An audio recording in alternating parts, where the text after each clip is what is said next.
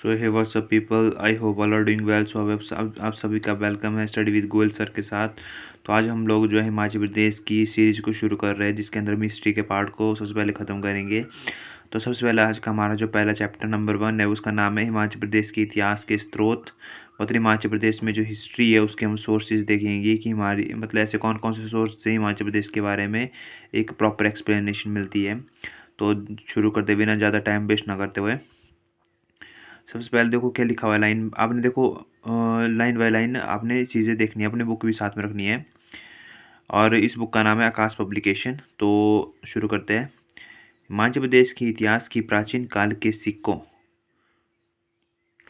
शिलालेखों, ठीक है, जैसे मान लो ये लिखा है ना इधर, हिमाचल प्रदेश के इतिहास की प्राचीन काल के सिक्कों, शिलालेखों, साहित्य, भवनों, यात्रा वृत्तांत और वंशावलियों के अध्ययन के द्वारा हम जानकारी प्राप्त कर सकते हैं, जो कि सीमित मात्रा में उपलब्ध है, जिसका विवरण निम्नलिखित है।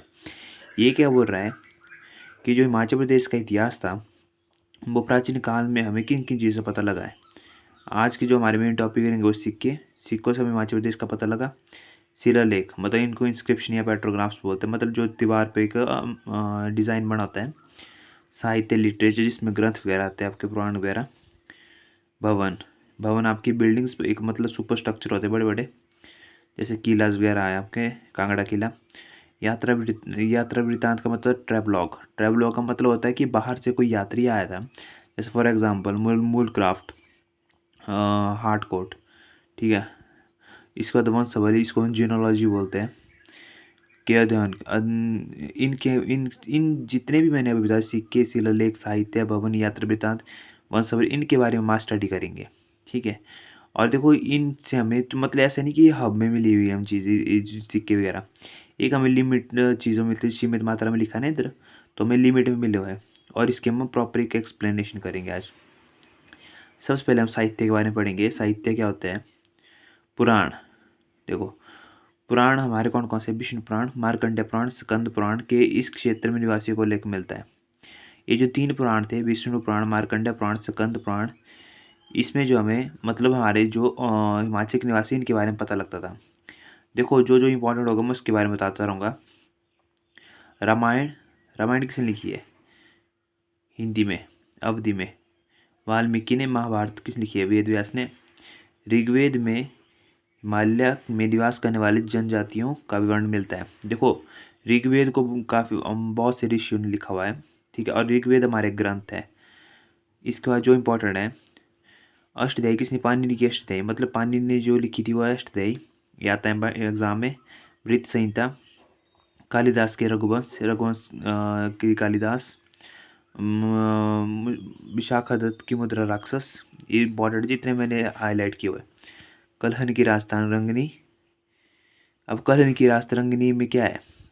इसमें ना जो है कश्मीर के इतिहास के बारे में बताता है, मतलब कश्मीर के इतिहास के बारे में एक्सप्लेन करता है कि इस बुक के अंदर कश्मीर का इतिहास है प्रॉपर, जो 1149 से 50 में रचा गया। में हिमाचल के क्षेत्रों का वर्णन मिलता है, ठीक है। इसके बाद मैंने आपको बता दी इंपॉर्टेंट कौन कौन से। पाणिनि की अष्टध्यायी जरूरी है। वृत्त संहिता, कालिदास के रघुवंश, ये भी एग्जाम में आता है। मुद्रा राक्षस किसने लिखी? विशाखादत्त ने। राजतंत्र किसने लिखी? कलहन ने। और ये क्वेश्चन आता है एग्जाम में कि जो कलहन की राजतंत्र है उसमें किसके इतिहास के बारे में पता लगता? तो कश्मीर के इतिहास के बारे में पता लगता है, जो कि 1149 में रचा गया था और 50 में रचा गया था। आगे तारीख़ फ़िरोज़शाही एवं तारीख़ फ़रिश्ता। देखो ये दोनों बुक्स है, तारीख़ फ़िरोज़शाही और तारीख़ फ़रिश्ता, दोनों इंपॉर्टेंट है। इसमें जो है नगरकोट किले पर फिरोज शाह तुगलक के हमले के प्रमाण मिलते हैं। इंपॉर्टेंट है, बहुत ज़्यादा इंपॉर्टेंट है। एग्जाम में क्वेश्चन आता है कि तारीख़ फ़िरोज़शाही या तारीख़ फ़रिश्ता में किस किले के प्रमाण मिलते हैं और किसके द्वारा लिखी गई थी? तो फिरोज शाह तुगलक के द्वारा। और नगरकोट किला जो कि कांगड़ा में, उसके प्रमाण मिलते हैं कि उसके बारे में पूरी एक जानकारी मिलती है। और फिरोज शाह तुगलक ने जो है हिमाचल में 1365 में आक्रमण किया था। तुझ के जहांगीरी में एक बुक और है, तुझी की जहांगीरी। जहांगीर से पता लगता है कि जहांगीर ने लिखी है, जिसमें कांगड़ा के आक्रमण के प्रमाण मिलते हैं। तुझी की तैमूरी, जिसमें तैमूर लंग के शिवालिक पर आक्रमण की जानकारी प्राप्त होती है। तुझी के तैमूरी का मतलब होता है कि तैमूरलंग ने इसकी जानकारी प्राप्त की थी। मतलब तैमूरलंग ने जो आक्रमण किया था वो 1398 में किया था शायद, हाँ उसी टाइम किया है। ठीक है, उसके बाद देखो ये था हमारा साहित्य के बारे में, जिसको लिटरेचर बोलते हैं, जिसके अंदर हम सारे पढ़े, ये जितने मैंने बताया अभी आपको, इसमें सारे क्वेश्चन बनते हैं आपके। इसके बाद आप नेक्स्ट टॉपिक बनता है आपका सिक्के। ठीक है, सिक्के से भी बहुत ज़्यादा क्वेश्चन बनते हैं। अभी देखो सिक्कों के बारे में क्या बोलते, सिक्के होते हैं, इंग्लिश में बोलते हैं उसको कॉइन्स। हिमाचल प्रदेश में सिक्कों की खोज का काम हिमाचल प्रदेश राज्य संग्रहालय की स्थापना के बाद गति से पकड़ने लगा। इस लाइन का मतलब है कि हिमाचल प्रदेश में जो कॉइन्स की खोज की गई थी, जब हिमाचल प्रदेश में राज्य संग्रहालय के मतलब की स्थापना हुई थी, राज्य संग्रहालय का मतलब जो कि स्टेट म्यूजियम है शिमला में, उसकी स्थापना हुई थी, तो उसके बाद जो है मतलब इस सिक्कों का जो मतलब कॉइन्स को ढूंढने का प्रचलन था वो एकदम जल्द गति से बढ़ा। और स्टेट म्यूजियम की स्थापना कब हुई थी? 26 जनवरी 1974 को। फिर उसके बाद भूरी सिंह म्यूजियम और राज्य संग्रहालय शिमला। अब एक बात याद रखना, भूरी सिंह म्यूजियम कहाँ पर आपको पता होना चाहिए, ये चंबा में है। इसकी स्थापना 1908 में चंबा में चौगान में हुई थी। राज्य संग्रहालय शिमला त्रिगत, औदंबर, कुलुटा, कुनिन राजवंशों के सिक्के रखे गए हैं, जो कि भूरी सिंह म्यूजियम है। और राज्य संग्रहालय शिमला में, जो राज्य संग्रहालय शिमला है वहाँ पर त्रिगत जो कि कांगड़ा का है, औदंबर ये भी एक इलाका है, कुलुटा और कुनिन राजवंश जो राजवंश थे इनके सिक्के रखे गए हैं। शिमला राज्य संग्रहालय में 12 सिक्के अर्की से प्राप्त हुए हैं, जो कि शिमला का स्टेट म्यूजियम, वहाँ पर 12 सिक्के रखे हैं जो कि अर्की के हैं। अर्की का मतलब सोलन के अभी प्रेजेंट टाइम में। अपोलो डॉट्स के 21 सिक्के हमीरपुर के टोंपा गांव से प्राप्त हुए, ये भी इम्पोर्टेंट है। देखो जितना भी मैं कॉइन्स का पढ़ा रहा हूँ सारा इम्पोर्टेंट है। ये बोल रहा है कि अपोलोडस के 21 सिक्के, अपोलोडस था उसके 21 सिक्के हमीरपुर के एक टम्पो गाँव है, टपो में वो गाँव, वहाँ से प्राप्त हुए हैं। चंबा के लचोड़ी और सरोल से इंडो ग्रीक के कुछ सिक्के प्राप्त हुए हैं। कुल्लू का, और सबसे इम्पोर्टेंट क्वेश्चन, कुल्लू का सबसे पुराना सिक्का 1ली सदी में किस राजा द्वारा चलाया गया था? तो यहाँ था राजा ब्रियास द्वारा सबसे पहला सिक्का चलाया गया था। अभी इसके बाद देखो हमने क्या क्या पढ़ा, साहित्य पढ़ा, सिक्के पढ़ा, मतलब लिटरेचर और कॉइन्स के बारे में पढ़ा। इसके बाद शिलालेख और ताम्रपत्र, मतलब शिलालेख का मतलब होता है इंस्क्रिप्शन या पेट्रोग्राफ, मतलब जैसे मान लो आपके दीवारों पे कई दीवार डिज़ाइन बन जाते हैं, ठीक है, वो जो कि आज के टाइम में अभी तक ऐसे ही दिखते हैं हमें, ठीक है। तो इनके बारे में देखेंगे। देखो अब शिलालेख ताम्रपत्र के बारे में पढ़ेंगे। इसमें बोला है कि जो कांगड़ा के पथियारा और कनियारा, ये बोल रहा है कि कांगड़ा का पथियारा और कनियारा के अभिलेख, थोड़ी इधर एक मिनट रुकना, कांगड़ा के पथियारा और कनियारा के अभिलेख, जो कि कांगड़ा का पथियारा कनियारा के अभिलेख, हाटकोटी में सोनपुर की गुफा के शिलालेख, मंडी के सलोणों के शिलालेख द्वारा हिमाचल के प्रदेश के प्राचीन मेले की सामाजिक आर्थिक गतिविधियों की जानकारी प्राप्त करते हैं। देखो ये जो चीज़ बताई, कांगड़ा और के पथियारा कनियारा, ये इंपॉर्टेंट है, एग्जाम में आता है, और इसको ग्रोस्टी और ब्राही लिपि में लिखा गया है। इसके बाद भूरी सिंह म्यूजियम जो कि चंबा में 1908 में इसकी स्थापना हुई थी। चंबा में 36 अभिलेखों को रखा गया है, जो कि भूरी सिंह म्यूजियम है। चंबा में 36 अभिलेख मतलब आपके ग्राफ्स वगैरह रखे गए हैं, जिन्हें सारदा और डांकरी लिपि में लिखा गया। सबसे इम्पोर्टेंट क्वेश्चन है, ठीक है, जो कि अभिलेख मिले थे 36 चंबा में, उनको सारदा और टांकरी लिपि में लिखा गया है।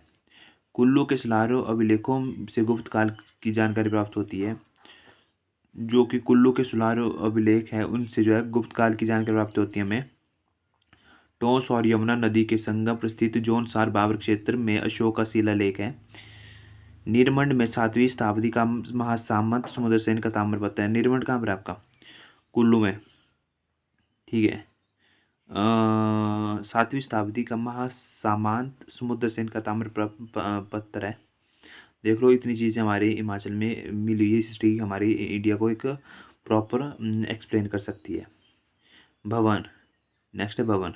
इससे पहले हमने साहित्य पढ़ा, सिक्के पढ़ा और आपके शिलालेख पढ़ा। अब इसके बाद पढ़ेंगे भवन, जिसको सुपर स्ट्रक्चर बोलते हैं। हिमाचल प्रदेश में कांगड़ा का किला, जो कि कांगड़ा का किला अभी भी है, भरमौर के मंदिर, बड़े बड़े मंदिर अभी भी है, जैसे 84 टेम्पल्स हैं। श्री मोरताल की भगनावेश, कामरू नगर, तांबो जो कि लाहौल में है, और की बौद्ध विहार के भवनों से भी प्राचीन हिमाचल के इतिहास की जानकारी में प्राप्त होती है। इतना सब आप पढ़ लीजिए आपको खुद ही, ठीक है। जो इंपॉर्टेंट मैं बताता रहूँगा। नेक्स्ट है वंशावलियाँ। वंशावली का मतलब होता है कि किसने किस तरफ सबसे ज़्यादा ध्यान आकर्षित किया। मतलब वंशावलियों की तरफ सबसे प्रथम मूरक्राफ्ट ने काम किया और कांगड़ा के राजाओं की वंशावलियाँ खोजने में सहायता की। कैप्टन हार्डकोर ने कुल्लू की वंशावली प्राप्त की और बाद में कनिंगम ने कांगड़ा, चंबा, मंडी, सुकेत और नूरपुर के राजघरानों की वंशावली खोजी। इम्पोर्टेंट है, क्वेश्चन आएगा कि वंशावलियों की तरफ सबसे पहले किस यात्री ने अपना योगदान दिया था। मूरक्राफ्ट था। और कैप्टन हार्डकोर ने कुल्लू की और कैप्टन हार्डकोर ने कौन से जगह की वंशावली खोजी थी, वो थी कुल्लू की। और कनिंगम ने कौन सी कांगड़ा, चंबा, मंडी, सुकेत और नूरपुर राजघराने की वंशावली खोजी। इसके बाद आता है हमारा यात्रा वृत्तांत। यात्रा वृत्तांत का मतलब होता है ट्रैवलॉग, मतलब कौन कौन से यात्री हिमाचल प्रदेश में ट्रैवल कर चुके हैं, जो कि बाहर से आए हुए थे। सबसे पहला क्वेश्चन आता है कि हिमाचल प्रदेश का सबसे पुरातन विवरण टॉलमी ने किया। क्वेश्चन आता है कि हिमाचल प्रदेश का सबसे पहले एंशिएंट एक्सप्लेनेशन किस व्यक्ति ने दी थी, तो टॉलमी ने दी थी, जिसमें कुलिंदा का वर्णन मिलता है। तो सबसे पहले हिमाचल प्रदेश का सबसे पहले एक्सप्लेनेशन टॉलमी ने दी और जिसमें कुलिंदा का वर्णन मिलता है। चीनी यात्री हेनसांग कब आया था, तो 630 से 44 AD में भारत आया था और इस दौरान वह कुलौत्री गत भी आया था। नेक्स्ट क्वेश्चन आता है इससे थॉमस कुरियाट से। थॉमस कुरियाट और विलियम फिंच ने जहांगीर के समय हिमाचल प्रदेश की यात्रा की। जब जहांगीर का शासन था यहाँ पर, तब थॉमस कुरियाट और विलियम फिंच आया था। देखो, जब आप हिस्ट्री प्रॉपर एक चैप्टर पढ़ोगे, जैसे कोई डिस्ट्रिक्ट पढ़ोगे, तो उसमें आपको पता लग जाएगा कौन यात्री कब आया था। फास्टर ने कब आया था, 1783 में। विलियम मूरक्राफ्ट से इंपॉर्टेंट आता है, एग्जाम में आता है। विलियम मूरक्राफ्ट 1820 से 1822 ईस्वी में आया था। मेजर आर्च 1829 की यात्रा वृत्तांत में हिमाचल प्रदेश के बारे में लिखा है। सारे इंपॉर्टेंट है। इसके अलावा अलबरूनी 1030 ने मोहम्मद गजनवी के साथ इस क्षेत्र का वर्णन किया। तो ये हमारा वीडियो का फर्स्ट चैप्टर था, जिसमें हमने हिमाचल प्रदेश के इतिहास के स्रोत के बारे में पढ़ा। तो आई होप आपको वीडियो अच्छी लगी होगी। अगर वीडियो अच्छी लगी तो चैनल को लाइक एंड शेयर सब्सक्राइब करें। अब इसके बाद जो हम इस चैप्टर का MCQs करेंगे, ठीक है, बुक्स के MCQs भी करेंगे, जो मैंने बनाया बुक्स के MCQs भी करेंगे। तो ठीक है, तो इसी तरीके से वीडियो को लाइक एंड शेयर सब्सक्राइब करें। Thank you so much.